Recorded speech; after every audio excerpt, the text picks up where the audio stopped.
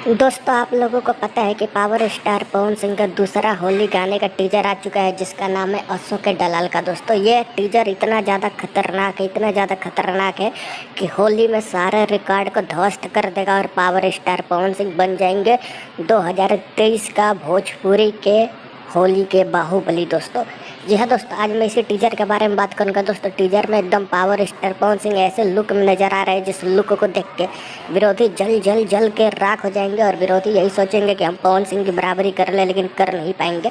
अब दोस्तों बात करते हैं टीजर का। दोस्तों, टीजर पर इतना ज़्यादा व्यूज हो चुका है कि विरोधी हो चुके हैं पागल। रियल टाइम व्यूज मेरे ख्याल से दोस्तों एक अनुमानित आंकड़ा के हिसाब से अब तक 5 लाख से ज़्यादा व्यूज ले चुका है टीजर। तो सोच के देखिए कि जब गाना आएगा तो कितना ज़्यादा तबाही मचाएगा। और विरोधी चाहे लाख कोशिश कर ले या 2 लाख कोशिश कर ले, वो ना कभी पवन सिंह के सामने टिके हैं ना कभी टिकेंगे। तो पावर स्टार पवन सिंह 2023 के होली के बाहुबली बन जाएंगे। पवन सिंह के सामने ये लोग टिक नहीं पाएंगे।